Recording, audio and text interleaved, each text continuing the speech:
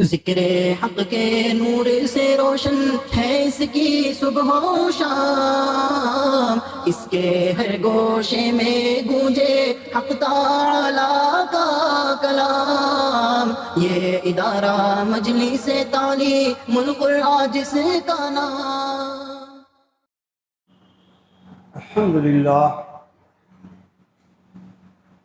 الحمدللہ رب العالمین، الصلاۃ والسلام علی رسولہ النبی الکریم، اما بعد۔ اعوذ باللہ من الشیطان الرجیم، بسم اللہ الرحمن الرحیم۔ الذین آمنوا وتطمئن قلوبهم بذکر اللہ، الا بذکر اللہ تطمئن القلوب، صدق اللہ العظیم۔ اللہم صل علی محمد وعلی آل محمد وبارک وسلم۔ وہ لوگ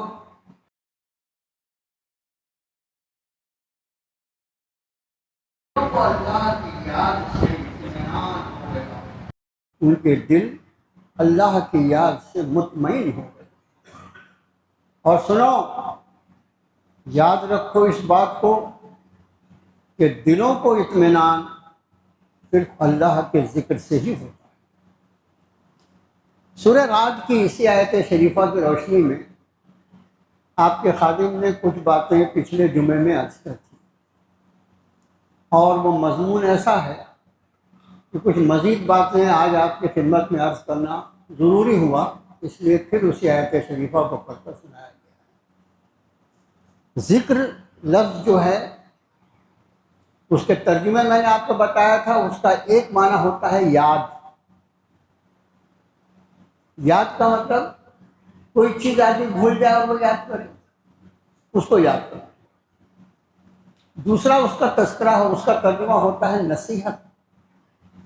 یہ سب ترجمے قرآن شریف کے ہی اندر اس معنی میں یہ لفظ آیا ہے۔ جیسے اس آیت شریفہ میں جو میں نے آپ کو پڑھ کر سنایا سورہ رعد کی، یہاں اس کا ترجمہ ہے اللہ کی یاد۔ اللہ کی یاد سے ان کے دلوں کو اطمینان۔ لیکن جب وہی لفظ آتا ہے وَلَقَدْ يَسَّرْنَا الْقُرْآنَ لِلذِّكْرِ فَهَلْ مِن مُّدَّكِرٍ، اور تحقیق ہم نے اس قرآن کو آسان کر دیا ہے نصیحت کے لیے، سو ہے کوئی نصیحت کا حاصل کرنے والا؟ وہاں ذکر جو ہے وہ نصیحت کے معنی میں، پھر دوسرا یاد کرنے کے معنی میں بھی ہے وہ، اس لیے کہ قرآن شریف کا یاد کرنا اللہ نے قدرتی طور پر اتنا آسان فرما دیا ہے کہ پھر اتنی آسانی سے کوئی دوسری چیز یاد نہیں۔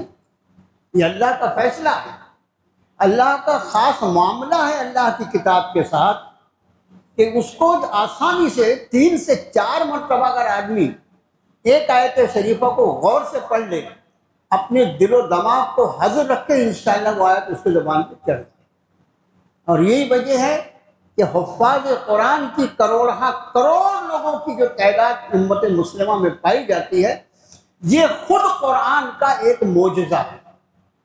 یہ خود قرآن کا ایک معجزہ ہے کہ اتنی ضخیم کتاب، اور پھر بعض یاد کرنے والے الحمدللہ ثم الحمدللہ ایسے کہ ایک نشست میں پورا قرآن سنائیں گے اور اس میں ایک مرتبہ بھی غلطی نہیں ہے، ایسے بھی سنانے والے۔ یہ اللہ کا خاص معاملہ ہے۔ وَلَقَدْ يَسَّرْنَا الْقُرْآنَ لِلذِّكْرِ، تحقیق ہم نے قرآن کو آسان فرما دیا ہے یاد کر۔ یا دوسرا ترجمہ نصیحت کے لیے۔ اب اس کے بعد اس ذکر کے تعلق سے چند باتیں۔ یہ ایک ایسی عبادت ہے، قرآن شریف میں ساری عبادات کا تذکرہ ہے، سب سے زیادہ جس چیز کا تذکرہ قرآن میں ہے وہ ہے عقیدہ توحید۔ یہ خیال رکھو، عبادات میں افضل ترین عبادت ایمان ہے۔ عبادات میں افضل ترین عبادت ایمان ہے، اور ارذل ترین بدترین گناہ جو ہے وہ کفر اور شرک۔ ہم سے کوئی عبادات کے بارے میں پوچھے تو ہم شروع کرتے ہیں نماز سے۔ نماز عبادت ہے، زبردست عبادت ہے، لیکن نماز سے بھی افضل عبادت ایمان ہے، اس لیے کہ یہ وہ عبادت ہے کہ اس کی بنیاد پر سارے اعمال کے قبول ہونے نہ ہونے کی بنیاد رکھی جاتی ہے۔ اگر ایمان ٹھیک ہے تو ساری عبادات بارگاہ رب العزت میں قبول ہیں، اور اگر ایمان میں کسی بھی طرح کی کمی ہے تو پھر ساری کی ساری عبادات جو ہیں وہ اللہ کی بارگاہ میں ناقابل قبول۔ تو سب سے اعلیٰ ترین عبادت ایمان ہے، اور سب سے ارذل ترین، سب سے بدترین گناہ اگر اللہ کی زمین پر ہے تو وہ شرک اور کفر ہے۔ یہ ہمیشہ اپنے ذہن میں یہ ہے۔ اب اس کے بعد عبادات کا تذکرہ، نماز کا بھی تذکرہ ہے، زکوٰۃ کا بھی تذکرہ ہے، انفاق فی سبیل اللہ کا بھی تذکرہ ہے، مختلف عبادات۔ لیکن ان عبادات میں ذکر اللہ، اللہ کا ذکر، یہ ایک ایسی عبادت ہے کہ اکیلی یہ عبادت ہے جس کے ساتھ قرآن میں کثرت کا لفظ استعمال ہوا۔ کثرت کس کو کہتے ہیں؟ بہت زیادہ۔ کثرت کس کو کہتے ہیں؟ بہت زیادہ۔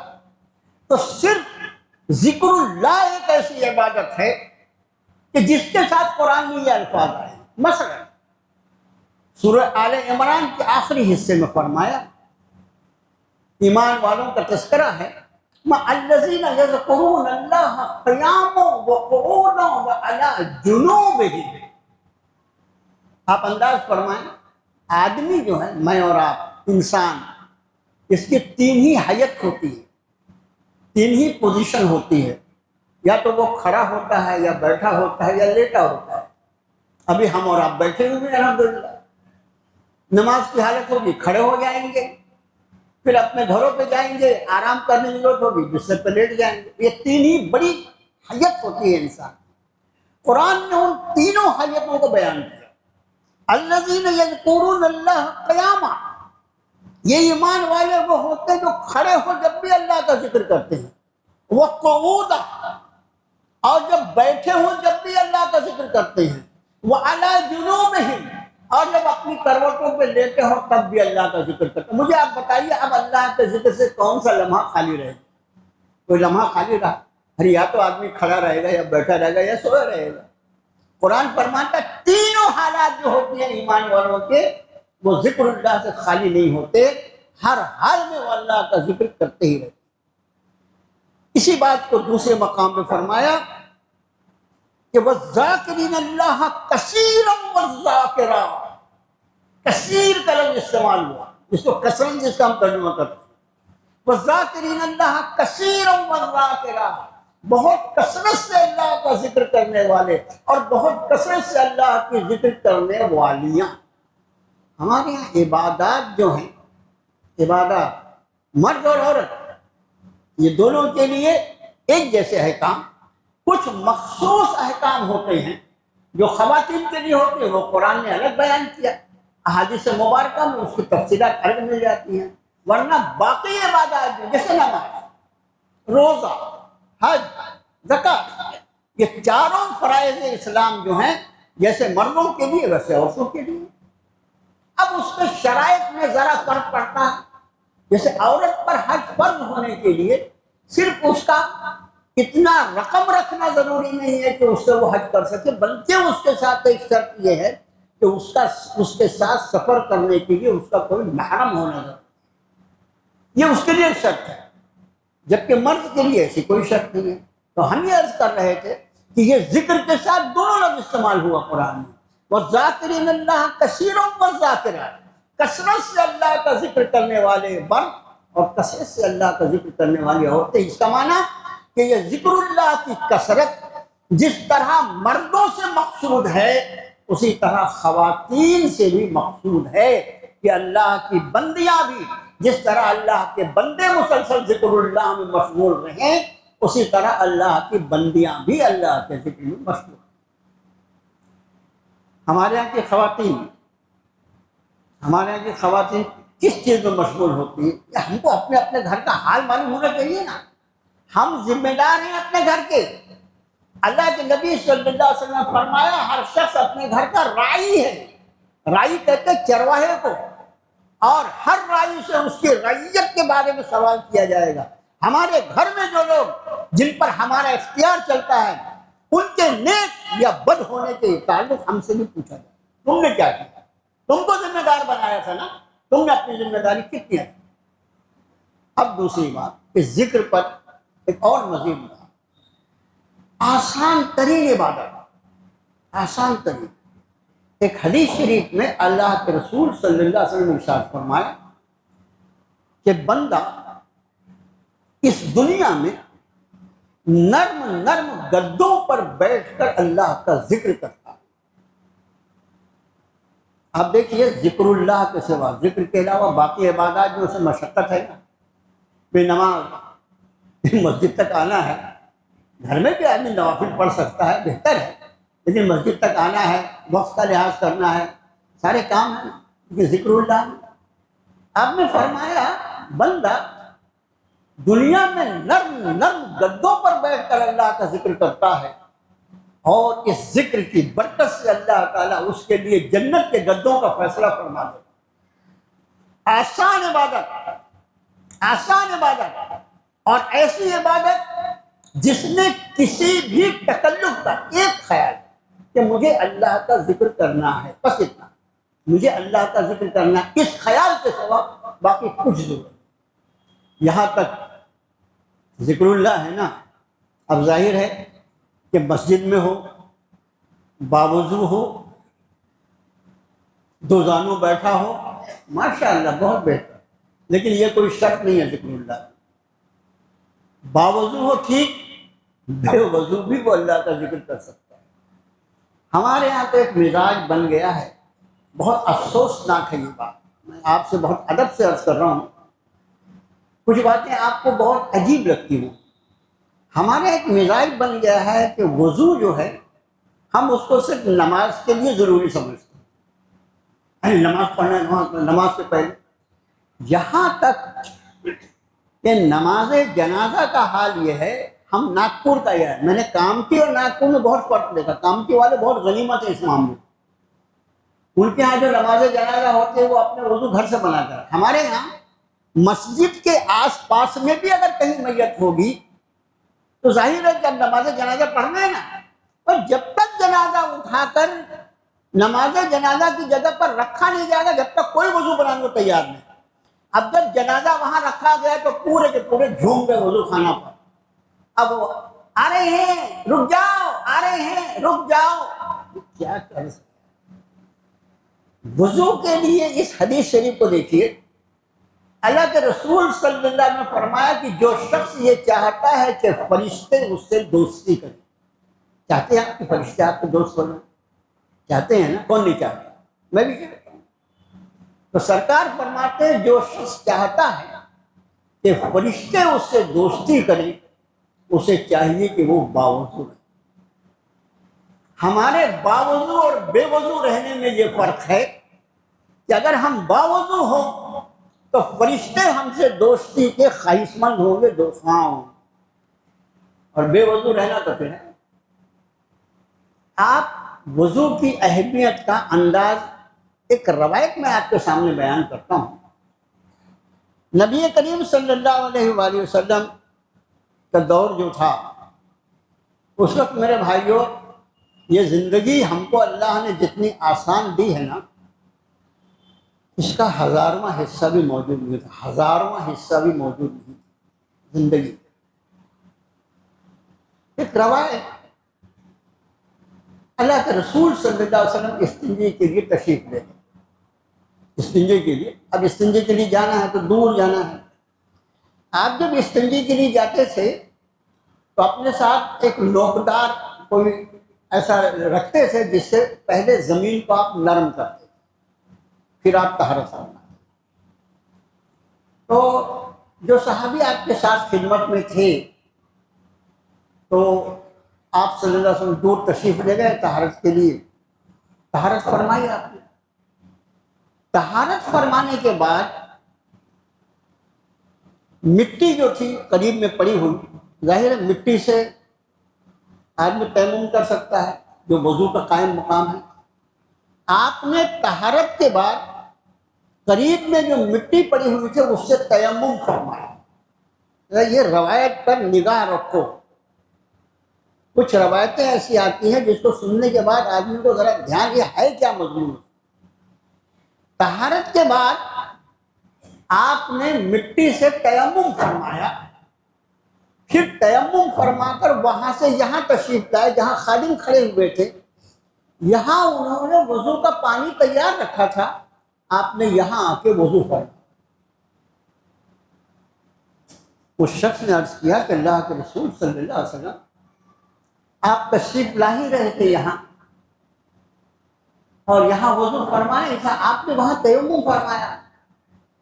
نبی کریم صلی اللہ علیہ وسلم کا جواب دے فرمایا کسے پتا ہے، مجھے کیا معلوم کہ آیا میں اس جگہ سے اس وضو کی جگہ تک پہنچ بھی نہیں سکوں گا یا نہیں، ہو سکتا ہے اس کے پہلے میرے رب کی طرف سے بلاوا آ جائے، اس لیے میں نے نہیں چاہا کہ میں بغیر وضو رہوں، اس لیے وہاں میں نے تیمم کر لیا، اور اللہ نے یہاں تک پہنچا دیا، اس لیے یہاں آ کے وضو کر۔ یہ ہے نبی محترم صلی اللہ علیہ وسلم کا وضو کا اہتمام، یہ ہے وضو کا اہتمام۔ ہم صرف نماز کے لیے وضو کرتے ہیں میرے بھائیوں، نماز کے ماں سوا بھی باوضو رہنے کی عادت ڈالو۔ خدا جانے کب بلاوا آ جائے اور ایسا وقت ہو کہ میرا وضو ہو اور میں باوضو اپنے رب کی بارگاہ میں جاؤں، تو میری کیسی خوش نصیبی ہو۔ بات اس پر آئی، بات ذکر اللہ کی چل رہی تھی، مضمون کہاں سے کہاں چلا جاتا ہے کہ ذکر کے لیے وضو کی بھی ضرورت نہیں، کوئی بے وضو ہے وہ بلا شبہ ذکر کر سکتا ہے، یہاں تک کہ غسل کی بھی ضرورت ہے۔ حالت جنابت میں بھی وہ اللہ کا ذکر کر سکتا ہے، حالت جنابت میں قرآن پڑھنا منع ہے۔ قرآن نہ زبانی پڑھ سکتا، دیکھ کر اور ہاتھ لگانے کا تو سوال ہی نہیں ہے۔ حالت جنابت میں مسجد میں داخلہ حرام ہے، حالت جنابت میں قرآن کو چھونا حرام ہے، اور حالت جنابت میں قرآن کا زبانی پڑھنا بھی حرام، لیکن ذکر اللہ، اللہ کا ذکر، لا الہ الا اللہ، وہ چاہے درود شریف ہو، وہ استغفار ہو، کچھ بھی ہو، یہ حالت جنابت میں بھی۔ لیکن عام حالات میں، جنابت کی حالت میں زیادہ دیر رہنا کتنا خطرناک ہے کہ اگر خدا نہ خواستہ اسی حال میں موت آئی تو کیا مناسب نہیں ہے۔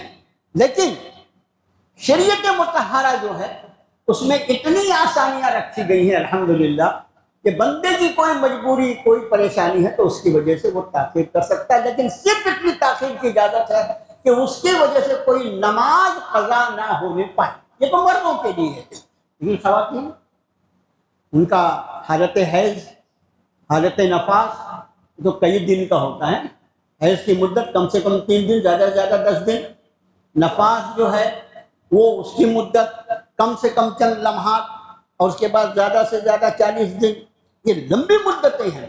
اس حالت میں بھی اللہ کی بندی جو ہے وہ ذکر اللہ برابر کر سکتی ہے، اس پہ کوئی اس پر اور اس کو برابر اجر و ثواب۔ اب اس ذکر اللہ کا ایک اور پہلو دیکھیے، جتنی مخلوقات ہیں ہر مخلوق کی اللہ نے عمر لکھی ہے، ہر مخلوق کی عمر لکھی ہے، عمر پوری کرے گا واپس ہونا ہے اس کو۔ ہم لوگوں کی واپسی جو ہوتی ہے انسانوں کی، وہ چاہے مومن ہو یا کافر ہو، ہماری واپسی اللہ کی بارگاہ میں بڑی شان سے ہوتی ہے۔ ملک الموت آتے ہیں اور جیسی روح ویسے فرشتے، جیسا جانے والا ہے اسی اعتبار سے فرشتے آتے ہیں۔ خوب سمجھ لو اس قل یتوفاکم ملک الموت الذی وکل بکم ثم الی ربکم ترجعون۔ آپ فرمائیے نبی صلی اللہ علیہ وسلم کی موت کے فرشتے تمہاری روح قبض کر لیتے ہیں اور پھر تم اللہ کی بارگاہ میں لوٹائے جاتے۔ دنیا کہتی ہے قصہ ختم ہو گیا، قرآن کہتا ہے اصل قصہ شروع ہوتا ہے موت سے۔ زندگی ختم ہو گئی جو ختم ہونے والی تھی، اور موت کے بعد وہ زندگی شروع ہوئی جو کبھی ختم ہونے والی۔ موت کے بعد عالم برزخ ہے، عالم برزخ کے بعد عالم یوم الحساب ہے، یوم الحساب کے بعد جنت اور جہنم ہے۔ وہ زندگی شروع ہو گئی جو کبھی ختم ہونے والی۔ اس زندگی کی کیا تیاری ذرا یہ دیکھو، ہماری پوری توجہ اس زندگی پر ہے جو زندگی ایک دن جا کر ختم ہو۔ تو حدیث شریف میں اللہ کے رسول صلی اللہ علیہ وسلم نے فرمایا کہ انسان کے سوا ساری مخلوقات کی زندگیاں اللہ کے ذکر پر منحصر ہوتی ہیں۔ ساری مخلوقات، کیڑے مکوڑے، جھاڑ پہاڑ، جتنی مخلوقات ہیں ان مخلوقات کی تعداد اللہ کے سوا کوئی جانتا نہیں۔ ان ساری مخلوقات کی زندگی جو ہے وہ ذکر اللہ پر منحصر ہوتی ہے۔ آپ نے فرمایا ہر مخلوق کے لیے اللہ نے ذکر کی ایک مقدار طے فرما دی ہے، اور جیسے ہی وہ مقدار ختم ہوتی ہے اس پر موت ہے۔ اس کے لیے کوئی فرشتہ نہیں آتا اور کوئی روح نہیں قبض ہوتی، بس اس کی جو ذکر، آپ انداز فرمائیں کہ پورا نظام کائنات جو ہے ذکر اللہ پر قائم ہے، پورا نظام کائنات ذکر اللہ پر قائم ہے۔ ساری مخلوقات کی زندگیاں ذکر پر اللہ نے رکھی ہیں، اور ان کی ذکر کی وہ تعداد جو اللہ نے ان کے لیے مقرر جو جیسے ختم ہوتے ہیں۔ اب اس ذکر کا ایک حصہ قرآن شریف نے جو بیان کیا، میں مسلمان اچھل جائے، فرمایا فَاذْكُرُونِي، سورہ بقرہ کی آیت ہے، فَاذْكُرُونِي أَذْكُرْكُمْ وَاشْكُرُوا لِي وَلَا تَكْفُرُونِ۔ ترجمہ دیکھو، فَاذْكُرُونِي، تم مجھے یاد کرو، تم مجھے یاد کرو، اذکرکم، میں تمہیں یاد کروں۔ ہمارا ذکر کہیں معلوم ہو جائے، کچھ علماء بیٹھے ہوئے تھے، وہاں ہمارا ذکر آیا، ہمارا ذکر آیا وہاں، مجھ سے بہتر ذکر ہے میرا کہ اس محفل میں ہے، میرا ذکر ہو رہا تھا، ہاں آپ کا ذکر۔ ہر آدمی کی خواہش ہوتی ہے کہ جو اچھی محفل ہو وہاں اس کا ذکر اچھائی کے ساتھ ہو۔ رب کائنات فرما رہے فَاذْكُرُونِي، تم میرا ذکر کرو، مجھے یاد کرو، اذکرکم، میں تمہیں یاد کروں۔ اس آیت کی تفسیر میں مفسرین نے عجیب بات، ایک مفسر فرماتے ہیں اس کا مطلب یہ کہ تم اللہ کا ذکر یہاں انسانوں کے درمیان، ہم تو انسانوں کے درمیان رہتے ہیں نا، تم اللہ کا ذکر انسانوں کے درمیان کرو، اور اللہ تمہارا ذکر فرشتوں کے درمیان، ان فرشتوں کی محفل میں تمہارا ذکر اللہ رب العزت فرمائے، جو فرشتے جن کی فطرت میں گناہ کرنا ہے ہی۔ دوسری بات مفسرین نے فرمایا اذکرکم، میں تمہیں یاد رکھوں گا سے مراد میں تم پر مخصوص مہربانی کروں، مخصوص لطف و کرم کا معاملہ کروں گا، اس لیے کہ میرے اتنے بندے جن کو میں نے دل دیا تھا اور ان کے دل میری یاد سے غافل تھے، ان غافلین کے درمیان تم نے مجھے یاد کیا، تم نے اپنا شمار ذاکرین میں کروا لیا۔ جو اللہ کے ذکر سے غافل ہو وہ غافلین کا کہلاتا ہے، اور جو ذکر کرے وہ ذاکر کہلاتا ہے، جس کی جمع ذاکرین ہوتا ہے۔ تو چونکہ تم نے غافلین کے درمیان مجھے یاد رکھا، اکثروں نے مجھے بھلا دیا تھا، اور تمہارا دل میری طرف متوجہ تھا، تم میرا ذکر کر رہے تھے، مجھے یاد کر رہے تھے، اس لیے میری رحمتیں تو ساری کائنات پر برستی ہی رہتی ہیں، میں تم پر اپنی مخصوص رحمت فَاذْكُرُونِي أَذْكُرْكُمْ، الفاظ دیکھو، وہی لفظ استعمال ہوا، ذکر کا ہی لفظ استعمال ہوا، تم میرا ذکر کرو میں تمہارا ذکر کروں۔ کوئی اگر چاہتا ہے کہ رب کائنات اس کا ذکر کرے تو اس کے لیے قرآن کا بیان ہے، تم اللہ کا ذکر کرو، اللہ تمہارا تمہارا۔ پھر اس ذکر اللہ کے تعلق سے مزید بات جو ذہن میں رکھنا ہے کہ ذکر تین طرح سے ہوتا ہے۔ ایک ذکر ہوتا ہے قلبی، دل میں اللہ کو یاد کرنا، میں دل کو ہمیشہ اللہ کی یاد کے ساتھ مشغول رکھنا۔ دوسرا ذکر ہوتا ہے زبانی، دوسرا ذکر ہوتا ہے زبانی، زبان سے اللہ کا ذکر کرنا، وہ ذکر جس میں اللہ کی یاد میں جب زبان لگی رہے، اس زبان سے بہتر کوئی زبان نہیں۔ اور تیسرا ذکر ہوتا ہے ذکر بالعمل، یہ تیسرا ذکر عام طور سے لوگوں کو نہیں معلوم۔ ذکر باللسان، زبان سے ذکر، ذکر بالقلب، دل میں اللہ کی یاد، اور تیسرے ذکر بالعمل، اعمال میں اللہ کی یاد۔ اعمال میں اللہ کی یاد کیا ہے؟ ہر عمل ایسا کیا جائے کہ یہ میرے اللہ کو راضی کرنے والا ہو، یہ ذکر بالعمل۔ مطلب اللہ کی فرما برداری، یہ اللہ کی یاد ہے، اللہ کا ذکر ہے، اور اللہ کی نافرمانی سے بچنا یہ جو ہے یہ بھی ذکر اللہ ہے، اللہ کا ذکر ہے، عمل کے اندر اللہ کا ذکر، ورنہ زبان سے جو ہے وہ الحمدللہ الحمدللہ الحمدللہ کہہ رہا ہے اور ہاتھ پیر جو وہ اللہ کی نافرمانی میں لگے ہوئے ہیں، یہ نفاق ہے، یہ گناہ ہے، اللہ کی بارگاہ میں پکڑ ہوگی کہ زبان سے میرا نام لے رہا کر اپنے ہاتھ پیر سے میری مرضی کے خلاف ہوا۔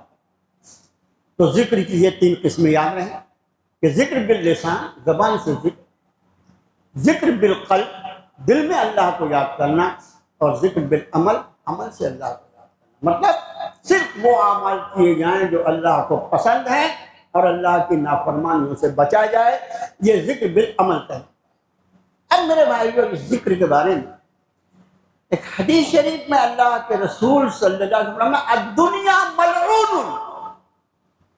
وملعون ما فی، یہ دنیا ملعون ہے، یہ دنیا ملعون ہے، لعنت زدہ ہے، اور وہ سب کا سب جو دنیا میں ہے وہ ملعون ہے، اللہ سوائے ذکر اللہ، اللہ کے ذکر، اللہ کے ذکر کے ماں سوا جو کچھ ہے، اللہ کے رسول فرماتے ہیں صلی اللہ علیہ وسلم وہ سب کا سب۔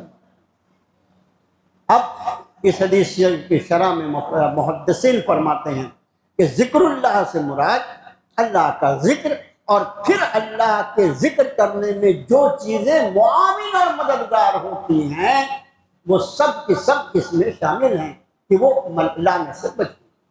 اب ظاہر ہے کہ زندگی گزارنے کے لیے جو کچھ آدمی زندہ رہے گا جب نہ اللہ کا ذکر کرے گا، تو زندگی گزارنے کے لیے جتنے اسباب زندگی ہیں، اس کا کمانا، کھانا، چلنا، پھرنا، بولنا، بتانا، سارے کے سارے اعمال جو اللہ کے ذکر سے لگے ہوئے ہوں وہ سب کے سب اللہ کے لیے ہے، اور اس کے ماں سوا جو ہے اس کے لیے الدنیا ملعون، دنیا پوری کی پوری ملعون ہے، ناپسند۔ میرے بھائیو، ذکر اللہ، اپنی زبان کو ہمیشہ اللہ کے ذکر سے۔ اب اللہ کے ذکر میں حضرت موسیٰ علیہ نبی صلی اللہ علیہ وسلم نے اللہ سے عرض کیا کہ پروردگارا مجھے اپنا کوئی مخصوص ذکر ارشاد فرما دیتے کہ میں آپ کو یاد کرتا۔ حضرت حق نے فرمایا موسیٰ لا الہ الا اللہ۔ تو موسیٰ نے کہا پروردگارا یہ تو سارے لوگ کہتے ہیں۔ رب تعالیٰ نے فرمایا موسیٰ اس لا الہ الا اللہ کو اگر ترازو کے ایک پلڑے میں رکھا جائے اور دوسرے پلڑے میں میرے سوا مطلب پوری کائنات کو اگر رکھا جائے تو یہ لا الہ الا اللہ کا پلڑا جھک جائے گا اور کائنات کا پلڑا جو ہوا میں ہی، اتنا وزنی کلمہ ہے۔ آخری بات بخاری شریف کی آخری روایت کلمتان، اس پر بخاری شریف ختم ہوئی ہے۔ بخاری کی پہلی روایت انما الاعمال بالنیات ہے، اور بخاری شریف کی آخری روایت یہ کہ پہلی روایت کے راوی ہے عمر فاروق رضی اللہ تعالیٰ عنہ، اور اس آخری روایت کے راوی ہے ابو ہریرہ رضی اللہ عنہ۔ فرماتے ہیں کہ اللہ کے رسول صلی اللہ علیہ وسلم فرمایا کلمتان، دو کلمے خفیفتان علی اللسان، زبان پر انتہائی ہلکے تھوڑے، ثقیلتان فی المیزان، اور وزن میں انتہائی بھاری۔ الفاظ دیکھیے، خفیفتان علی اللسان، زبان پہ بالکل ہلکے، ثقیلتان فی المیزان، اور میزان میں انتہائی بھاری بھرکم، حبیبتان الی الرحمن، حضرت رحمان کی بارگاہ میں انتہائی محبوب۔ کون سے کلمے ہیں؟ سبحان اللہ و بحمدہ سبحان اللہ العظیم، اس پر بخاری ختم ہو۔ سبحان اللہ و بحمدہ سبحان اللہ العظیم، نبی کریم صلی اللہ علیہ وسلم فرمایا یہ دو ہلکے پھلکے کلمے وزن میں انتہائی بھاری، حضرت رحمان کے نزدیک انتہائی پسندیدہ، سبحان اللہ و بحمدہ سبحان اللہ العظیم۔ اعلانات۔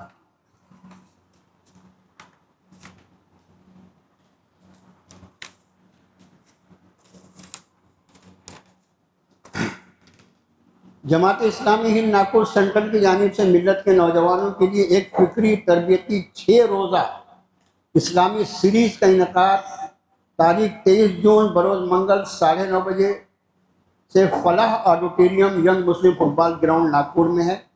اس میں سبھی حضرات سے شرکت کی درخواست ہے۔